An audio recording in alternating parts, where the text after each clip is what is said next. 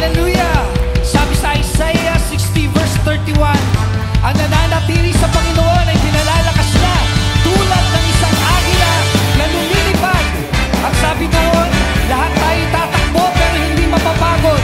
Tayo ay lalakad pero hindi tayo manghihina. Amen! Narito kami ngayon sa iyong harapan. Dala-dala ang pangako mong nakalaan sa iyong mga anak na walang humpay, na pupuri at nagtatagumpay. Lilipad ka parang agila, kakampay ang mga pakpak, hindi mapapagal. Lilipad ka parang agila, ahayos sa buong mundo, isisigaw ang pangalan mo, Jesus.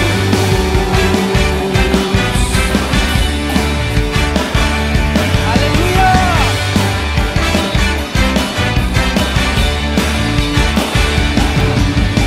Narito kami ngayon sa iyong harapan.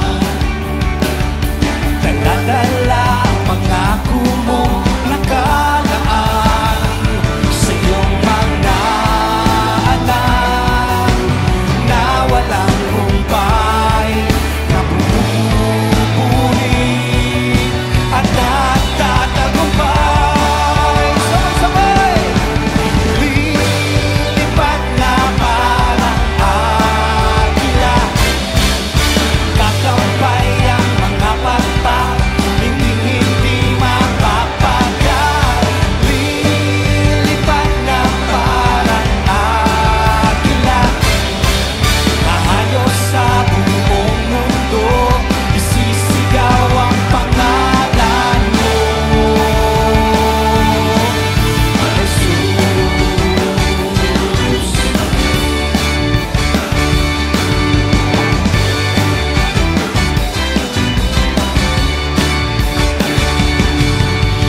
Hayag ang balitang ikaw ang Diyos, at kami ay minahal mo ng lubos-lubos.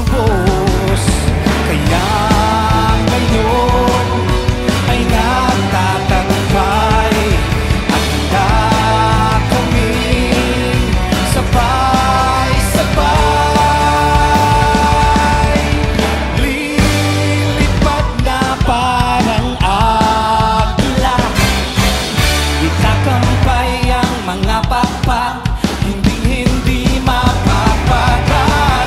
Lilipad na parang agila, ahayos sa buong mundo, isisigaw ang pangalan ko, Jesus.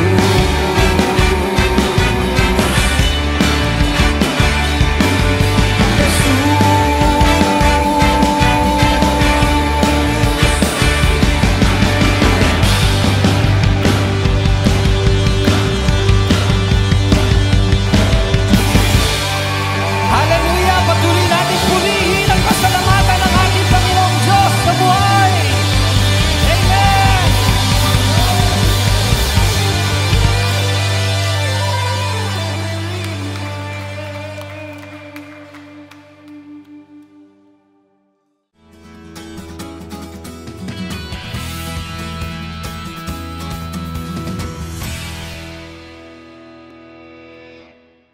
Isa sa pinakamagandang pangyayari sa ating buhay ay yung makarinig tayo ng mabuting balita.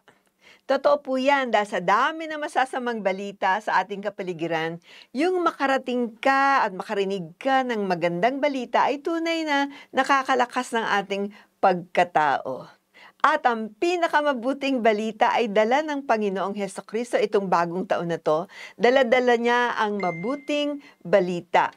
Ang prinsipe ng langit ay bumaba sa lupa, nagkatawang tao, at ginampanan ang kanyang misyon sa pagtubos sa atin, ikaw at ako, mula sa mga maruruming kamay ng kaaway. Di ba napakamabuting balita po nun, yung may kalayaan tayo na galing sa ating Panginoon. Yan po ang pag-uusapan natin maya-maya. Samantala, nais nating umugnay sa mga kaibigan nating nakatunghay ngayon sa ating Thursday celebration.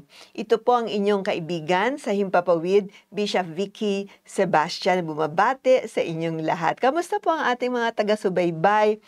At ang mga kayo pong saan-saan naroroon ngayon, alam niyo po ba na daragdagan tayo ng mga nakikinig, nanonood tuwing Huwebes? Thank you, Lord. Hallelujah.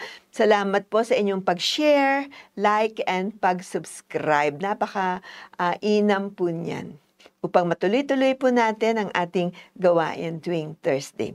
Pagbati po sa Hong Kong, Bahrain, Canada, US, Malta, Spain, Japan, Germany, London, Russia at France at iba pang mga bahagi ng mundo na kasabay natin ngayon. Salamat po sa pagsubaybay ninyo ngayon. Excited ako eh. Kamusta po ang mga central families? Metro Manila North Region, Metro Manila South Region, Regions 1, 2, 3, 4, Regions 12 and 5. We pray na lahat po kayo ay nasa mabuting kalagayan at excited na rin sa pakikinig ng salita ng Diyos. Ang bagong taon na ito ay magbubukas sa atin ng mga bagong opportunities, bagong pag-asa, at mga bagong tao na ating makakasalamuha. Magkakaroon tayo ng mga new friends. Amen. Salamat, Lord. Sa pasalamat po tayo sa Diyos. Thank you, Jesus. Amen. Ngayon po ay dumako tayo sa panalangin para sa ating bansa. Ama, sa pangalan ni Jesus, marami pong salamat, Lord. Lord, nananalangin kami. Unang-una, Lord, para sa bansa mong Israel. Lord, tulungan niyo po sila, Lord. Guide them, O God, Lord. Lord, touch them, Panginoon. Kung ano man ang dapat nilang matutuhan, Lord, sa mga panahon na ito, Lord, ay tanggapin na nila. Bless them, Lord. Lalo na po yung Messianic Jews, Lord. Yung mga Hudyo na naniniwala sa iyo, Panginoon. Palakasin niyo po sila. Extend their borders, Panginoon, agad. Walang susuko sa kanila, Panginoon. Lord, panalangin din namin ang aming bansang Pilipinas, Lord. Ang kalagayan, Lord, sa aming bansa ngayon, Panginoon. Salamat po, Diyos. Ikaw lamang ang aming pag-asa, Panginoon, Lord. Salamat po, Panginoon, Lord. Yung kahirapan sa aming bansa, Lord, ay mapapawi, Lord, sa darating na mga panahon, Panginoon. At bigyan niyo ng pagkakaisa ang aming mga leaders, Lord, sa gobyerno. Magkaisang kanilang puso na ang pinaglilingkuran nila, ikaw at ang bayan, Panginoon. Lord, pinuputol namin ang mga intriga, ang mga away-away, Lord. Lord, ang mga masasamang mga report, Panginoon, O God, na kadalasan ay hindi naman totoo, Lord, upang mawalan ng pag-asa ang aming bayan. Lord, ikaw ang Panginoon ng Pilipinas. Salamat po, O Diyos, sa pangalan mo. Amen. Amen. Amen. Thank you, Jesus. Ang tunay na mensahe ng ating patotoo o testimony natin ay hindi yung nangyaring masama sa atin, di ba? O nangyaring masama sa iyo, kundi yung kung ginawa ng Panginoon sa Kristo sa buhay mo. Anong ginawa ng Lord sa buhay mo? Yun po ang ating testimony. No? Okay naman yung galing talaga tayo sa kadiliman, di ba? Pero bigyan natin ng higit na emphasis yung ginawa ni Jesus sa puso, sa mga buhay natin. Okay? Ngayon, sa pangkasalukuyan, nasaan na tayo ngayon, di ba? Ang bawat isang niligtas ng Panginoong Hesukristo ay may kapasidad na magpakita ng kaluwalhatian ng Diyos araw-araw sa buhay niya. So tayo po ay reflection ng kaningningan ng Lord na dahil siya ay ilaw, nagre-reflect sa buhay natin ang Panginoong Hesukristo. May nakikitang liwanag, no? Kahit papano, wag lang sanang kukuti-kutitap yung liwanag, di ba? Pero liwanag ang dala natin sa mundong nagdidilim. Araw-araw, taon-taon, sa mga magandang panahon o sa hindi masyadong magandang panahon, yung mahihirap na panahon, hindi natin po binibitawan ang liwanag natin sa Diyos. Nahahayag ang kapangyarihan ng Diyos sa bawat buhay na binago niya. Kung ikaw ay sumuko sa Panginoon, binago tayo ng Panginoon. Then, nakikita po yung kapangyarihan ng Diyos sa atin. Yung pagligtas niya sa atin, pagligtas sa'yo, mula sa kadiliman tungo sa liwanag, na kagaya ng sikat ng araw. Ba, maliwanag po yan. May namantak mo yung madadala ka mula sa dilim, yung buhay mo pupunta sa liwanag. Ang tawag nga nila dito ay game changer. Okay, game changer. No? Yung pagka-born again natin, that's our game changer. Ang mga apostol mismo at ang mga naunang mga Kristiyano ay binigay ang kanilang sariling buhay para lang mapalaganap ang mabuting balita. Tinaya nila yung buhay nila. Nag-preach sila, nagbiyahe sila, saan sila nagpunta, nag-share sila, nabugbog sila, nakulong pa yung iba, at naging martir, mga karamihan pa sila naging martir para lang sa gospel o mabuting balita. Bakit nila nagawa ito? Dahil ang gospel o mabuting balita ang nagbago sa kanila ng personal. Naramdaman nila yun eh. Nagbago sila. Di ba? Yung mga pusakal, di ba? Sumurrender sa Panginoon, binago ng Diyos. At nagkaroon sila ng puso para ipahayag ang salita dahil sa pagbabagong nangyari sa buhay nila. Naranasan nila ang mabuting balita. Ang tunay nagdala sa kanila sa liwanag. Siyempre po, mahirap manatili sa dilim. Di ba? Doon matutumba ka, di masasaktan kasi madilim, hindi mo nakikita eh. So ang pinakamaganda po, pumunta tayo sa liwanag sa pamamagitan ng ating Panginoong Hesukristo. Maraming tao ngayon ang naguguluhan sila at nakakulong sa samot-samong mga problema, iba't ibang uri ng problema. Tunay na kailangan natin ang tulong mula sa Diyos. Nangyari po yan sa buhay ko. Okay, nung samot-samot ang buhay ko, wala akong hiningang tulong, nakabigay sa akin ng tulong, kundi ang ating Panginoon. Praise God. Di po natin maliligtas ang ating mga sarili kung wala ang Diyos. Ang Panginoong Jesus ang nagligtas sa iyo, nagligtas sa akin, nagligtas sa atin. Glory to God. Salamat po, Panginoong Jesus. At hindi lang niya tayo niligtas, kundi na-renovate pa niya tayo. Inayos niya tayo, no? Mula sa ulo hanggang paa. O, nasaan na kaya yung pag-aayos sa atin ngayon? Baka nasa ulo pa rin, di ba? Pero ano yan eh, nililinis niya, inaayos niya, pinaplasteran niya, di ba? Kumbaga parang yung nabasag na paso, no? Ay dinidikit-dikit natin ulit, di ba? At nilalagyan ng mga plaster, ganyan, no? Ngayon, bukas at hanggang dulo ng Panginoon, ng panahon, hindi po nagsasawa ang Panginoon sa atin. Kasi alam niya, kailangan natin ng tulong. Diba? So wala tayong pagmamalaki sa Diyos. Kailangan natin siya. Kung ngayon, parang yung isip mo, hindi ko naman kailangan ng Diyos. Well, kaya ka nakatune in ngayon dahil kinakausap ka ng Lord. I-surrender mo na lahat itong bagong taon na ito. Diba? Bagong pagpapala ang darating sa iyo. Ngayon na ang panahon na tanggapin mo ang mabuting balita, the good news, the gospel.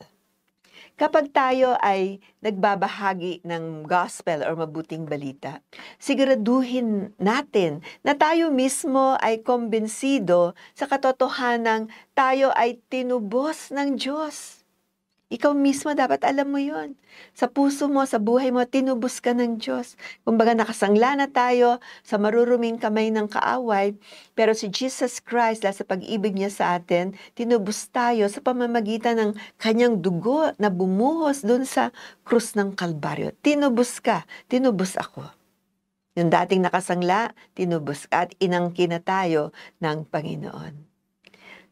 Di ba napakabuti po ng Diyos? Siya ang gumawa ng initiative, siya ang naunang humakbang para tayo maligtas. Wala naman tayo pakialam sa buhay natin. Pero lahat ang sangkatauhan noon papunta na sa impyerno. Dahil tayo po ay nasangla na. Diba? So pag may nagsasangla, dapat may tumutubos. Kung walang tumubos sa atin, lahat na tayo. Ando dun na. Okay. So alam natin na hindi pantay ang demonyo at ang Diyos. Hindi pantay yan, mo yung sabing equal yan. Ang kadiliman ay talo ng liwanag. Walang panalo ang kadiliman sa liwanag ng Panginoon. Ang kapangyarihan ng Panginoon sa Kristo, ang pinakamatinding kapangyarihan na present ngayon sa ating planetang lupa at sa buong mundo, di ba? Sa lahat ng sumasampalataya sa Kanya, dapat alam po natin yan, na mas makapangyarihan ng Diyos kaysa sa demonyo at anumang kampo niyan. Ang Panginoong Kristo ang liwanag ng mundo.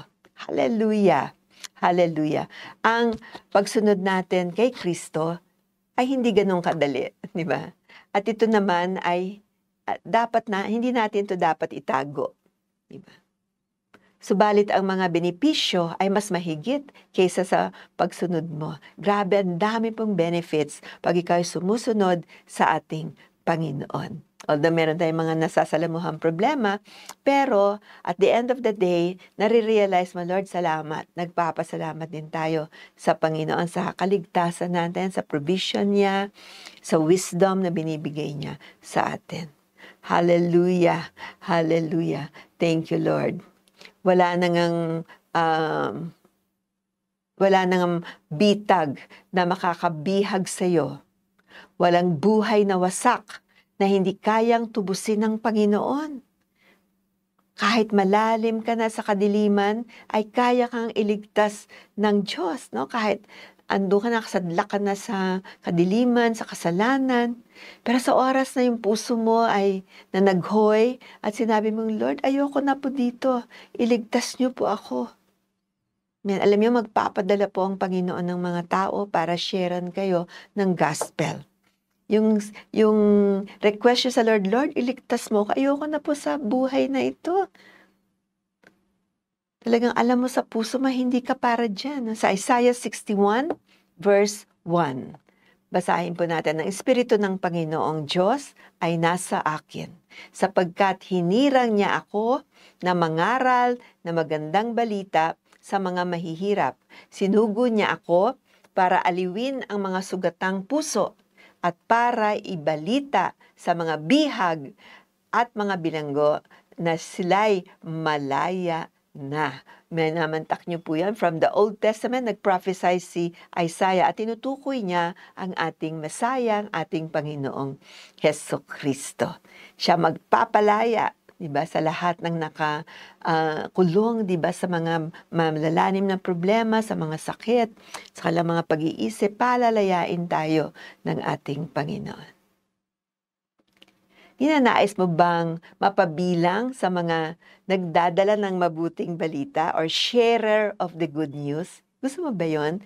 Na magkaroon ka ng pagkakataon sa buhay mo na magdesisyon na, Lord, I will share your good news. Dahil binago mo ako, Panginoon. Wala po ako maibabalik sa iyo, kundi mapalaganap ang mabuting balita. Tama po ba?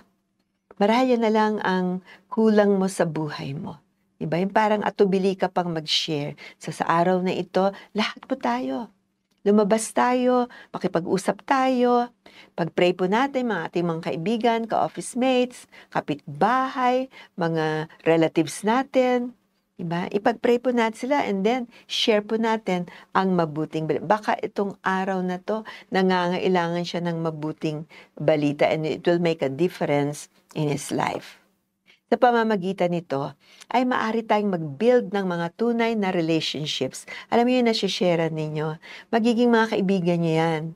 Diba? Sila ay magtitiwala sa iyo at ikaw naman ay mangangalaga sa kanila hanggang sa panahon na marunong na rin silang mag-share ng mabuting balita. So nagtututukan po tayo, nagtutulungan tayo. Dahil yan po ang reason kung bakit buhay pa tayo, dahil gagamitin pa tayo ng Panginoon upang maglahad ng mabuting balita. Thank you, Lord. So, dun sa mabuting balita, kinikwento natin sa mga tao, yung kausap mo, kung paano tayo binago ng Panginoon. This is what you call testimony. Patotoo. Di ba? Paano ka binago? Meron ka nun. Meron ako nun. Di ba? So, tunay na pakinggan din natin sila. No, pag nag-uusap tayo, it's not a one-way street. Pakinggan din natin sila at maging mga kaibigan natin sila. Pusuan natin yung kanilang usapin, di ba? Kausapin natin sila tungkol sa realidad ng kanilang mga buhay. No, hanggang makapag-open sila kung ano ang ninanais nila sa ating Panginoon. Ang tunay na relasyon sa tao ay ang pagiging tapat sa bawat isa. So dapat po tayo maging tapat sa mga kausap natin, maging tapat sa mga tinuturuan natin, disciple natin. Mahalin natin sila, maging tapat tayo sa kanila, turuan natin sila gaya ng pagtuturo sa atin. Pakinggan mo kung ano yung nangyayari sa kalooban ng isang tao. Ano kaya yon, di ba? Mararamdaman mo yon. Hindi yung nagre-react ka at nagko-condemn ka o naaasiwa ka. Sabi mo, wala nang pag-asa itong tao na to. Huwag po ganun. May pag-asa ang bawat isa kay Kristo Jesus. Amen. Kung parang, paano ba yan? Parang hindi na nagbabago. Diba? Magbalik loob po tayo sa ating Panginoon. Kapag tayo ay matyaga sa pakikinig ng struggles ng isang tao, ang kanilang mga tampo sa Diyos or dili kaya yung mga taong nagsisibalik sa Diyos, di ba? Alam nyo, sila po ay maliligtas sila ng Panginoon. Marami po niyan, di ba? Mga taong parang lumayo sa Panginoon, nagtampo na sila sa Lord. Pero dahil sa ating prayers, sa ating pakikipag-usap sa kanila, ay ibabalik sila ng Panginoon. Praise God. So, pag-umpisa na po tayong manalangin at humanap ng mga paraan na makakonect tayo sa mga taong nangangailangan. Okay? Marahil yung iba ay hindi ka papansinin o magkakamali ka minsan ng approach sa kanila. Kaya nakasimangot na, di ba? Bago ko palang mag-umpisa, okay lang po yun. Pag-pray nyo lang po, sila huwag nyo pipilitin. Okay, huwag nyo i-impose, di ba, yung gospel. Because it's not to be imposed. It's to be heard. Kailangan marinig nila para sila mismo ang gagawa ng desisyon kung tatanggapin nila ang mabuting balita na ito. Subalit, huwag tayong mag-give up kahit parang, hindi sila nakikinig. Mag-pray lang po tayo at balikan natin, kausapin natin at kaibiganin natin. Ang pag-ibig ng Panginoon Kristo at ng kanyang mga tagasunod. Dito po tayo nagbe-breakthrough. Tayo pong mga followers of Christ, nagbe-breakthrough tayo kapag tayo ay nagmamahal ng ating kapwa, lalo na yung wala pang relasyon sa Panginoon. So patuloy tayong makinig at magbahagi din ng istorya sa mga tao. Anong istorya mo? Matuto mong ibahagi yan kung paano ka binago ng Diyos. So habang ikaw ay nagsishare ng kapangyarihan ng Banal na Espiritu, ay tutulungan kang malaman nila ang pinakakailangan nila sa buhay ay ang gospel ng Panginoong Hesukristo. Tutulungan tayo ng Holy Spirit. I-impress sa puso ng mga tao. Ang pinakakailangan pala nila, hindi lang pera. Diba? Ang pinakakailangan nila ay yung gospel, ang mabuting balita ni Hesukristo at ang kanyang pag-iibig. Mararamdaman nila yung pag-iibig ng Diyos. At mararamdaman mo din ang pag-iibig ng Diyos habang ikaw ay nagbabahagi. Totoo po yan. Habang nagsishare ka, mararamdaman mo rin ang pag-iibig ng Diyos.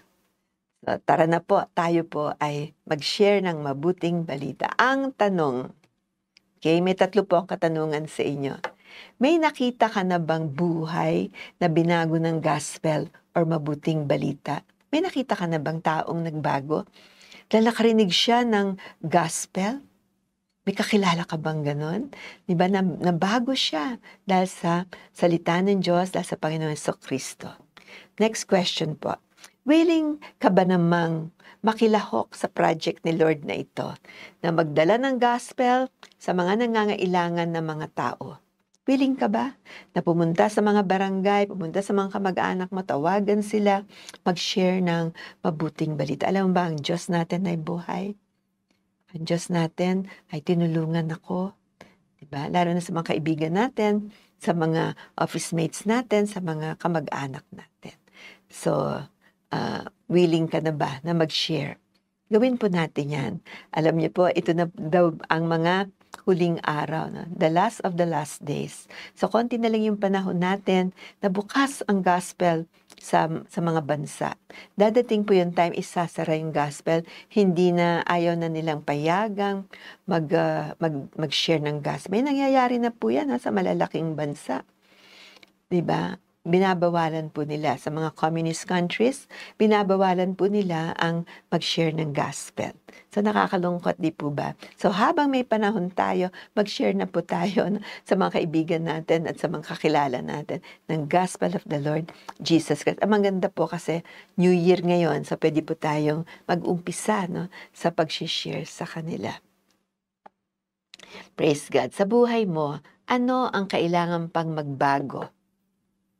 Para nang sa gayon ay makalingkod tayo sa Diyos ng mainam sa pag-share ng ano kaya ang pwede pang magbago sa atin? May magbabago pa ba sa'yo? Ako sa akin po ang dami pa, di ba? So, tingnan po natin, ano ba ang pwede pang magbago sa akin para mas maging mainam ang pag-share ko ng gas? Siguro mahiyaan ka masyado, di ba? Sige mo sa Lord, Lord, alisin mo na nga itong pagkamahiyain ko, gospel mo naman itong daladala ko, pag-ibig mo naman, at yung aking mismong istorya. Hindi naman ako mag-iimbento ng istorya ng ibang tao. Istorya ko kung paano ako binago ng Diyos.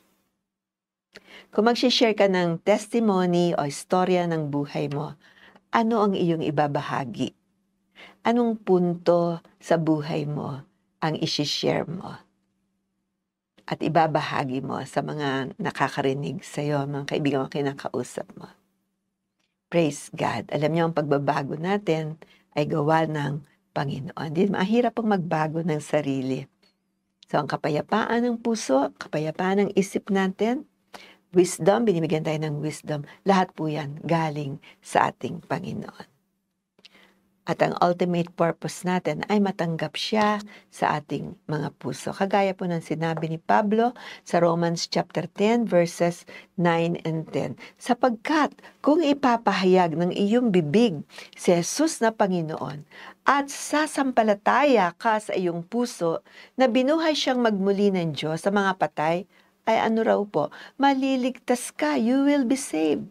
Sapagkat ang tao'y nananampalataya ng puso sa ikatutuwid at ginagawa sa pamamagitan ng bibig ang pagpapahayag sa ikaliligtas. Sa Roma chapter 10 verses 9 and 10. So, klaro po na may connection ang puso at ang bibig. Kung ito po'y ihahayag natin, pinaniwalaan natin sa ating puso. Nakarinig tayo ng gospel na ang Diyos ay binigyan buhay niya para sa iyo. Kahit ikaw na lang ang tao dito sa mundo, bababa pa rin sa Panginoon sa Kristo, maligtas ka lang. Di ba pag-ibig po yan, pag-ibig na hindi natin maintindihan. Ikaw ba, ibibigay mo yung buhay sa ibang tao para maligtas sila? Parang mahirap po gawin yun. Di ba? Kasi syempre may self-preservation tayo. Pero si Lord, hindi niya pinreserve yung sarili niya.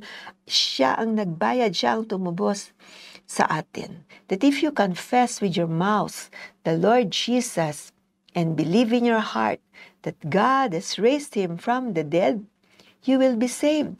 For with the heart one believes unto righteousness, and with the mouth confession is made unto salvation. Romans 10, 9, and 10. Amen. So, napaka-simple pong lumapit sa Panginoon. Hindi siya komplikado. And God, gusto niyang makalapit tayo sa Kanya na, parang lumalapit ang anak sa kanyang magulang. Kung hindi mabuting magulang mo sa lupa, may magulang ka sa langit at pwede mong mag-pray at tanggapin ang Lord. So, pag tinanggap mo ang Panginoon, nagiging kabahagi ka ng pamilya ng Diyos dito sa planetang lupa. So, lumalaki na po tayo, lumalaki na po ang pamilya ng Diyos, yung mga tunay na tumanggap sa Panginoon, sa kanilang, yung may relasyon sa Panginoon. Praise God, hallelujah. So, kung magpe-pray po tayo ngayon ng pagtanggap, pagkatapos po ay kung gusto niyo po ng free Bible, padadalan po namin kayo ng free Bible na sa ganun makabasa kayo ng mga instructions ng Lord para sa buhay na it's a manual of life, okay? So lahat po ng nais na imbitahin ng Panginoon sa puso nila, from the heart, magpe-pray po tayo, ilalabas natin sa bibig natin, sabihin mo, Ama, sumunod ka, Ama, sa pangalan ni Jesus, ako po'y lumalapit sa iyo, sa araw na ito, ako po'y naniniwala at pinapahayag ko Pinapahayag ko na ang Panginoong Kristo ang anak ng Diyos. Siya ay nagkatawang tao, namatay sa krus ng Kalbaryo, inilibing, sumalit pagkalipas ng 3 araw, siya ay nabuhay na muli. Salamat po, Panginoon, sa kaligtasang binibigay mo sa akin. Kung ako ngayon ay dinedeklara ko, Panginoon, na Ikaw ang aking Diyos. Ako po'y nananampalataya sa iyo ng buong puso at buong lakas. Sa pangalan mo, Panginoong Hesukristo, Amen, Amen, Amen. Kung ginawa mo ang panalangin yan from your heart, then ang sabi ng Biblia, ikaw ngayon ay kabahagi na sa napakalaking pamilya ng Diyos. Ikaw ay lalakad bilang follower of Christ. At upang matulungan tayo sa paglakad sa mundong ito, ay binigay din yung po niya yung gift of the baptism of the Holy Spirit. Nung umakyat po ang Panginoon, ay hindi niya tayo iniwang ulila. Sabi niya, Holy Spirit, bumaba ka upang tulungan mo ang mga taong maging malakas, marunong, matipuno sa laban sa kaaway. So ang Holy Spirit po ang magbibigay sa atin ng kalakasan. Teacher, comforter, wisdom, galing po sa Kanya yan. Okay, so kung may mga decision tayong ginagawa, manalangin po tayo sa banal na Espiritu, the Holy Spirit, help me po sa lahat ng bagay sa pang-araw-araw kong buhay. Sa Matthew chapter 3, verse 11, as for me, sabi ni John the Baptist, as for me, I baptize you with water for repentance, but He who is coming after me is mightier than I, and I am not fit to remove his sandals. He will baptize you with the Holy Spirit and fire. Amen. Binautismohan ko kayo sa tubig bilang tanda ng inyong pagsisisi, ngunit may isang darating na kasunod ko. Mas makapangyarihan siya kaysa sa akin, ni hindi ako karapat-dapat na maging alipin niya. Babautismohan niya kayo sa banal na Espiritu at apoy. Mateo chapter 3, verse 11. So ano po itong baptism of the Holy Spirit? At sinabi po sa Ephesians 5:18, do not be drunk with wine, for that is dissipation, but be filled with the Spirit. Kasi yung wine, Spirit din po yun, di ba? But ang sabi ng Lord, be filled with the Holy Spirit. Huwag kayong maglalasing dahil nakakasira ito ng maayos na pamumuhay. Sa halip, hayaan ninyong mapuspos kayo ng banal na Espiritu. Efeso chapter 5, verse 18. Thank you, Lord. So, paano tayo makakatanggap ng banal na Espiritu? Ang una po ay naisin natin. I-desire mo. May desire ka ba? Na yung banal na Espiritu na tinanggap mo ang Panginoon Kristo na nandyan sa iyo, mag-overflow po yan. And this will spell power para po sa atin. Yung buhay po natin magkaroon ng pagbabago. Yung mga dati nating masasamang ugali, di ba? Yung dati nating mga magagalitin, whatever, di ba? Pabaguhin po ng Panginoon. Hallelujah! Yung maiinipin, di ba? Babaguhin po tayo ng Panginoon. Mag-overflow po siya sa atin. So, paano daw natin magagawa yan? Una-una, hilingin natin. Di ba, hilingin natin ang overflow ng Holy Spirit sa ating buhay. So, tayo po'y manalangin. Pagkatapos po, mag-ready kayo because I will pray for you the release of the baptism of the Holy Spirit na maka-overflow siya sa buhay natin. Ito po ay para sa mga followers of Christ. Kung ikaw ay tumanggap sa ating Panginoon, then qualified ka na mag-pray for the baptism of the Holy Spirit. Ito po yung special benefit ng mga Kristiyano, ng mga followers of Christ. Pero sad to say, ang dami pa pong walang baptism of the Holy Spirit kasi ini-interpret nila to sa sarili nilang pag-iisip. Pero this is a gift from God. Maliwanag po ang sinabi sa Bible. Dahil matatalino po ang tao, hindi nila to makuha. Sabi niya, paano mangyayari yan, di ba? Dahil ang baptism of the Holy Spirit, bibigyan din kayo ng prayer language ng Lord. o speaking in tongues. Pag binabaptize kayo ng Holy Spirit, may mga syllables na dadating sa isip nyo, sa puso ninyo. Ang gagawin nyo lang po, ilalabas nyo sa inyong bibig. Halimbawa kung la, tuloy-tuloy lang po, or da, tuloy-tuloy lang. And then mamomultiply na po yan as prayer of the Spirit. Amen? Praise God. Ito po ay napaka-powerful. Lalo na pag humaharap tayo sa mga hindi ka nais-nais na mga pagkakataon, pag tayo ay nandoon sa bingit ng desisyon kung anong gagawin natin, then we pray in the Spirit. Pag nag-iisa ka, pray in the Spirit sa umaga, sa tanghali, sa gabi. Pray in the Spirit and this will strengthen you. Amen. Ang Holy Spirit ang mag-i-strengthen sa atin. Amen. Kagaya po ng mga bata, pag maliliit pa sila, hindi pa sila matatas magsalita. Pero nung lumaki na po sila, nako, ang dadaldal na po. Marunong na. Ganun din po. Maya sa prayer po natin ng baptism, may mga syllables din na bibigay ang Lord sa inyo, sa isip nyo, sa puso ninyo, ilabas nyo lang. Yan po ay kailangan natin. Sa buhay ko po, naku, talagang yun po ay natutuwa ako sa Panginoon dahil sa prayer in the Spirit, ang dami ko na pong nalampasan na mga sitwasyon sa aking buhay na pinagtagumpayan ko. Siyempre, mahirap po talagang harap sa problema. Kung wala kang backup ng Holy Spirit, ang hirap po kasi ikaw ang lalaban sa sarili mo, di ba? Ikaw ang magtatanggol ng sarili mo. But when the Holy Spirit is there, He's the shield. Siya po ang nagkukubli sa atin. Siya po ang tumutulong sa atin. Siya po ang nagpapalakas sa atin. And the prayer in the Spirit is a weapon. Ayaw na ayaw po ito ng demonyo. Hindi niya naiintindihan yung prayer in the Spirit. Kaya lumalayo po yun. When you pray in the Spirit. Hallelujah. Hallelujah. So, paano po? Tanggapin natin, naisin natin, and then we surrender everything sa Panginoon, yung mga nakaraan natin, para malinis yung ating puso. Diba? Patawad tayo kung kailangan magpatawad.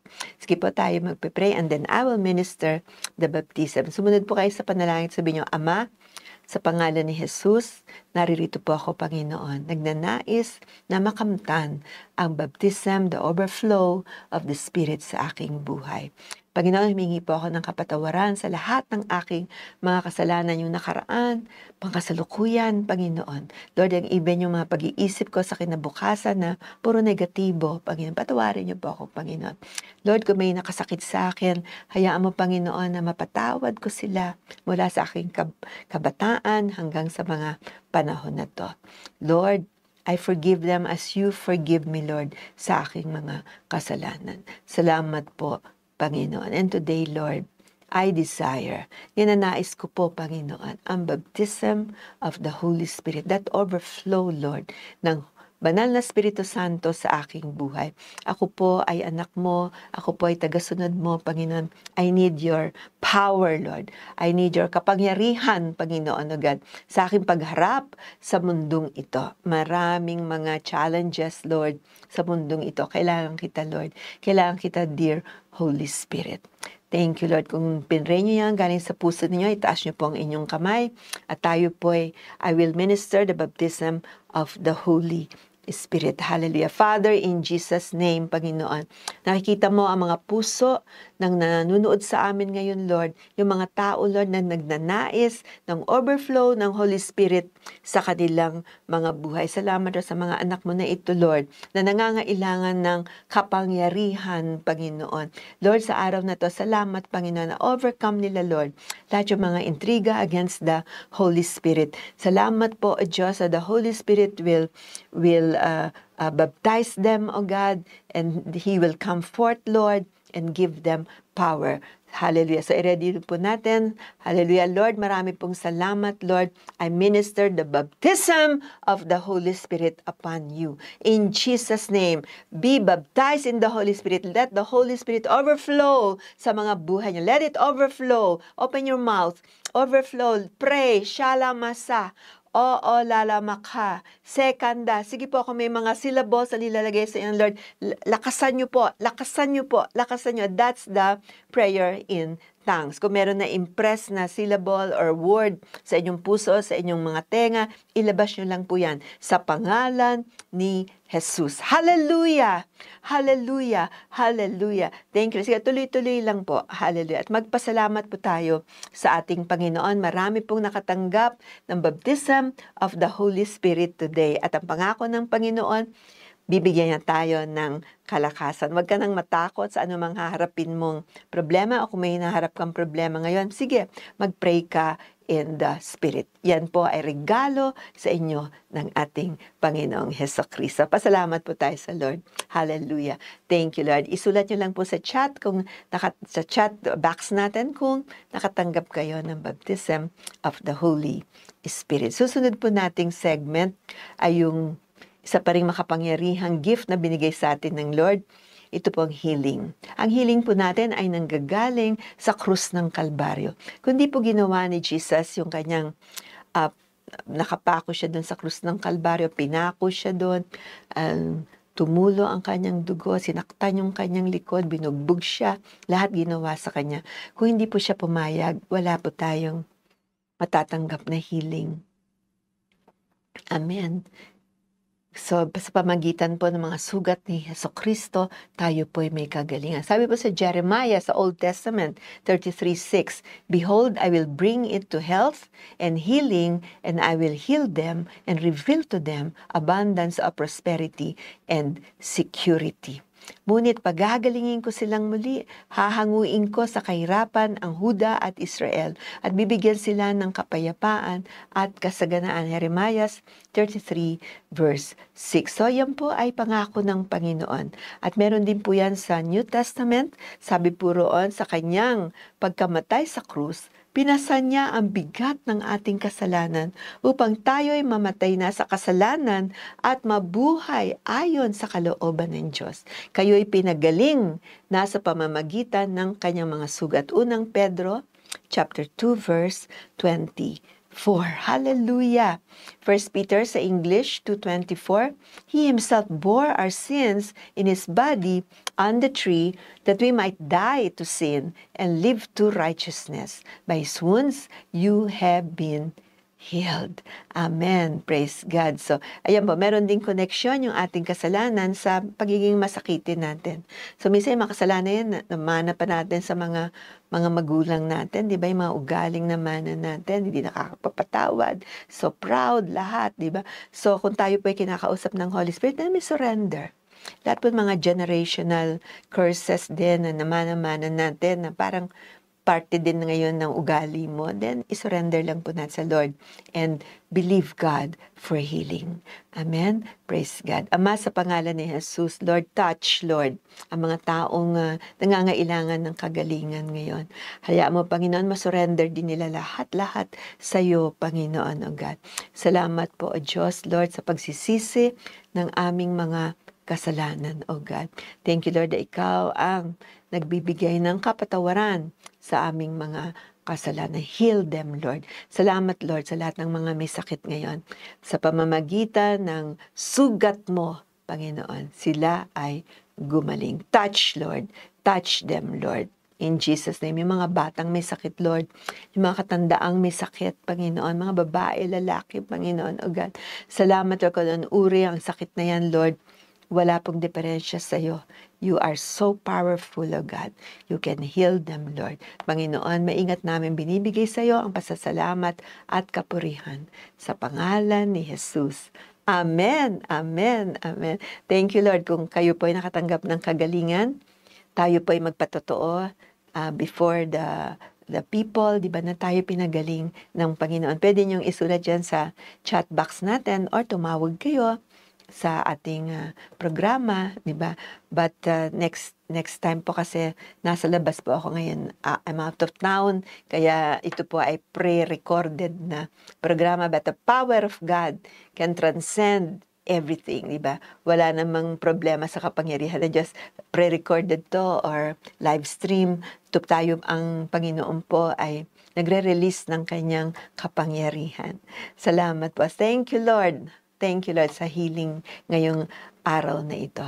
Well, susunod na po natin ang ating hinihintay-hintay ng marami, ang generous giving. Gustong-gusto po nila maging kabahagi ng programang itong Thursday celebration. At sinasabi nila, huwag niyong aalisin yan, kailangan namin yan. Diba? So far, wala naman akong narinig na nagre-reklamo. Pero wag ka na magreklamo kasi blessing mo naman yan. Diba? Pag tayo nagbibigay, tayo naman ay bibigyan pabalik ng Panginoon. 1 Timothy 6:18. Command them to do good, to be rich in good deeds, and to be generous and willing to share. Turuan mo silang gumawa ng mabuti at magpakayaman sa mabuting gawa, maging bukas palad at matulungin sa kapwa. Unang Timoteo chapter 6 verse 18. Thank you, Lord. Hallelujah. Diba? So, ano sabi daw, maging bukas palad tayo. Maraming salamat po sa mga kapartner natin dito sa ating Thursday celebration. Na laki-laki niyong pong tulong na binibigay sa amin upang mapalaganap natin ang salita ng Diyos. At the amount does not matter, di ba? Kung maliit or malaki yung padadala nyo, praise God, yung puso nyo po ang nagtatanim. Because this is just an offering. Hindi naman po ito tithes din yun. Yung tithes kasi, ano po yun 10% yun. Dinadala po natin yun pag Sunday. Pero ngayon po, meron tayong mga offerings sa Panginoon upang mapalaganap ang salita ni Diyos. And truly po, malaganap na po ang ating Thursday celebration at lumalaganap pa. So again, salamat po sa mga partners natin dito po sa ating Thursday celebration. Kung gusto niyo po magbigay, mag-invest, naririto po ang ating mga online giving, generous giving sa minister, sa China Bank po, the Minister of JCSGO, 1130 00005605. Okay, hanapin nyo lang po yan online. Ganon din po sa Metro Bank, the Minister of JCSGO, 473-3473-738326. Maraming salamat po. Meron din po tayo sa Union Bank, the Minister of JCSGO, 000-1500-2840. Okay, isa sa pinaka-popular po nating way of giving is a GCash. Okay, ito po ay nasa pangalan ng ang accountant natin na si Gary Tolentino. Ang number po ng GCash account ng Thursday celebration is 0915-064-7446. Diretso po lahat ito sa ating Thursday celebration account. So again, salamat po. Thank you po. Lalo itong New Year na to, thank you po na lumalago ang ating pagbibigay because alam po natin na si Lord ang nagpupuno sa lahat ng ating mga pangangailangan. God bless you po. Para po sa ating mga announcements, tuloy-tuloy po ang ating panalangin para sa Israel. Hindi natin alam ang plano ng Diyos.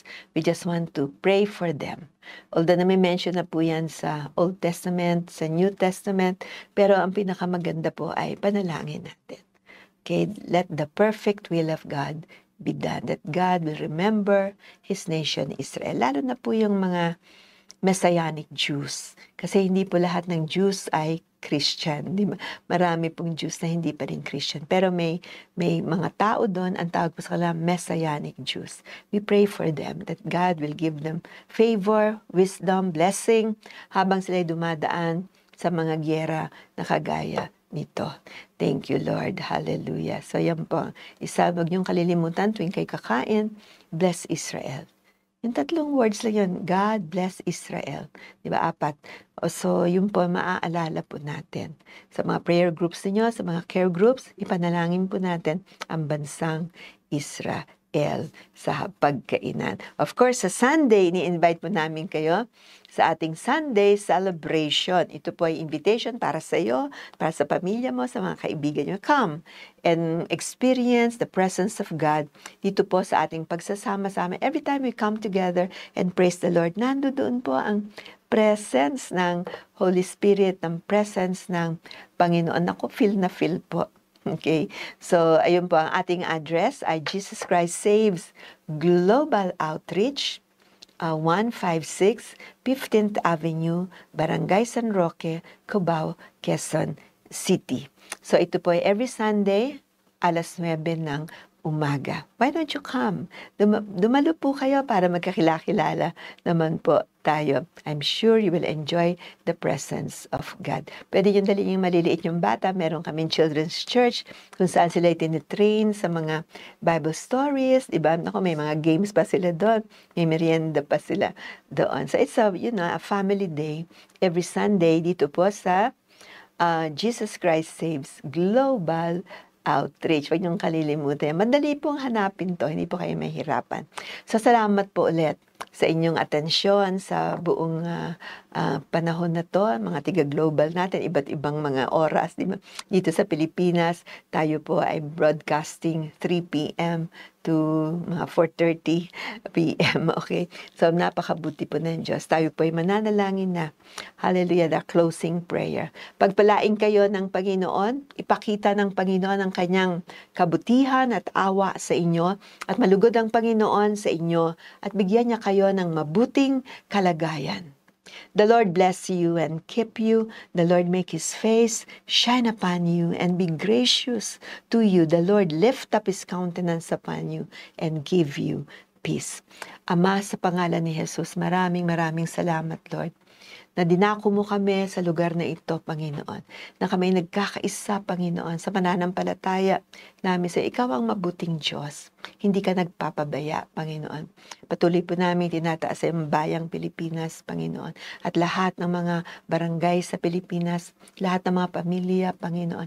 Make a way, Panginoon. Lord, na makakilala kami sa iyo na ang ilaw mo, Lord, ay suminag sa bawat tahanan, Lord, sa bawat buhay ng bansang Pilipino, Luzon, Visayas at Mindanao. Lord, sa iyo lang po ang lahat ng kapurihan, lahat ng aming paghanga ay sa iyo lang. Salamat, Lord, sa pag-iibig mo sa bawat isa sa amin. We give you the honor, the praise, and the glory which you alone deserve.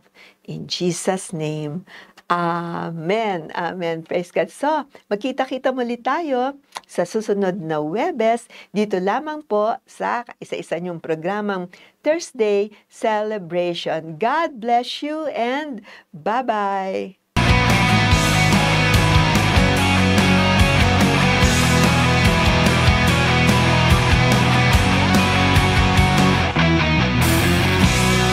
Magsaya tayo ngayon, pagkat buhay ang ating Panginoon.